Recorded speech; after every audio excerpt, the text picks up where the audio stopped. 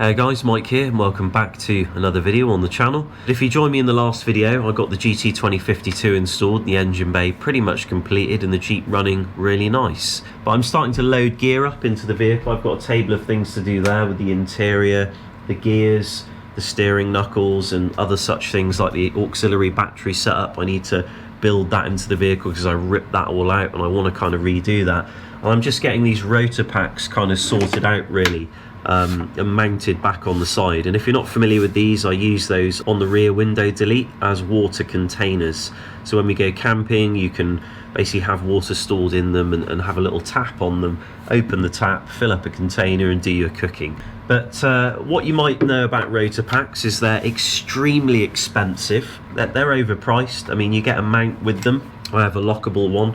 It kind of goes in here like that and it locks it to the side of the window, and you can kind of unlock it and, you know, stop people nicking it. But the one thing they don't come with is any kind of spigot or faucet or tap or whatever you call it just here.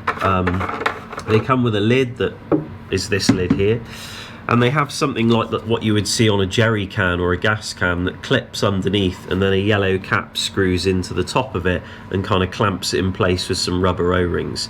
So you're sort of putting this entire thing inside like that. It isn't this long, but it goes inside, and then when you want to use it, you unscrew it, and you take this out and you screw it on the top there, and it basically works like that. But that isn't really too good if you want this thing kind of permanently mounted on the side of the vehicle. So in this video today, I'm going to show you what I use really for the Rotopax, because if you buy the official Rotopax spigot or tap for them, then you're going to pay probably quite a lot of money.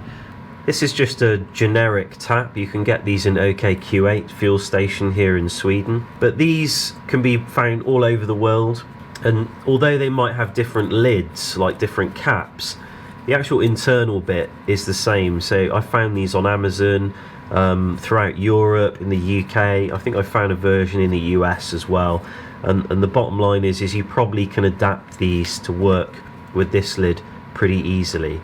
So I've just poured some boiling water into this pot here, and I'm just going to chuck the old lid in. Not the old lid, but this is the new lid. But frickin' heck. In you go, Jimmy. So we're just heating the plastic up, basically, making it nice and supple. Got the Rotopax lid.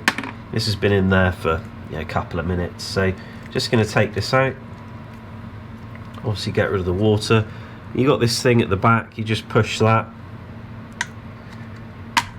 Pop that out like that. And obviously it's nice and soft. And then you want to take this bit out. So you've got this lip here.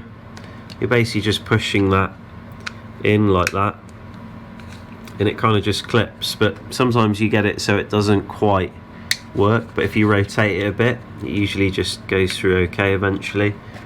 And yeah, that goes through. Oh, that goes through that way like that, and then it's done. So you'll basically see that's what it looks like. So you have the plastic bit on the inside there. You know, that can spin round, which is kind of useful really, because when it's screwed on there, you can now move it around, and you know, it all works really good. But what you're going to want to do is get this little O-ring here, and you're going to pop this O-ring just up the back there. I know, in the back again. The one thing you might be concerned about is, well, what about this plastic edge here just sealing against the inside of the lid? You know, the water's going to leak. But what you have to kind of think about is that when this is clamped down on there, and there's your O-ring like that, I mean, that's where you're creating the seal. Like, the water can't get past that O-ring and get to here. Does it actually work? I've put some water in there, so you can see no water coming out of the top there where it would get past the seal. So yeah, works good. I did a video a while back on how to build these gull wing windows. So this isn't glass, it's a sheet of aluminium. And the Rotopax mount is really nice, but this lockable mount is crazy expensive here in Europe. I think I got it discounted by about 25% when I originally bought it, but now when I look at the prices, yeah, they're crazy high. I mean, you can probably make something like this without spending loads of money on it, really. But you know, I was in a good place at the time, but I wouldn't buy them again just yet. But you have like a billet of aluminium, and you slot this on. You obviously need a key with this particular model. I've only got 2 keys. It'll be one of them. It's not that one. That's for the other side. And the lock comes out. You twist this. And you just start winding it in.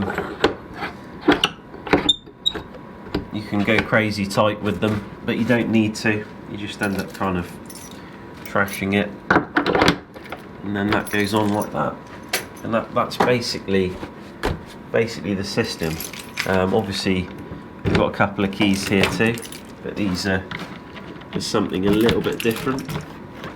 So you know, this operates the gull wing, so hopefully there'll be a box kind of further back inside here, about 4 inches of depth, aluminium with walls on it and everything else. So in this side I'm hoping I'm going to put like a recovery kit, so like straps and other stuff and supporting winch gear. And I'm probably not going to go with a hydraulic strut. I'm probably just going to go with kind of like what you have on your bonnet or your hood. We have a latch that just comes out and supports it, and that's probably going to be much stronger because the weather gets super cold here, and obviously this is going to be full of water.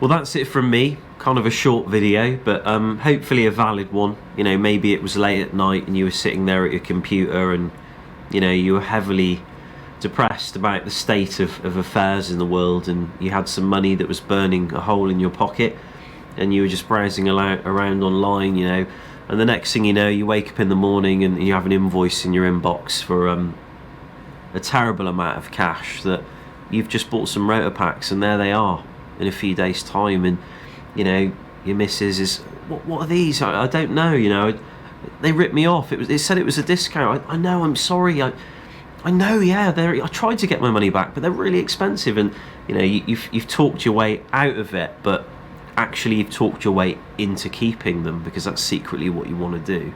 But you've pretended that you didn't want them, but you did. And now you've got them and you're thinking, well, they're really cool, but I don't want to take them out the vehicle every time and fill up a container, and I have to justify these are very functional to my wife and to my family. So, you know, putting that little tap on the side when she goes over and fills up a glass of water, you know, oh, these are really great, love. Yeah, they are. I told you they were good, aren't you? It's kind of lucky, really, we didn't get our money back. But yeah, there you go, you've got your Rotopax, and now maybe you don't have to spend too much more to put some spigots or taps or faucets or whatever you want to call them on them to make them kind of a bit more functional, so you don't have to take them off the vehicle. And if you're doing the gull wing window mod, or you're something like that, or you're even having them mounted on a rear tyre carrier or whatever, you know, it's just making them that little bit more functional for not really a lot of extra money. So I hope this video was helpful. Thanks for watching, I appreciate it, and I'll see you very soon in another video. Take care.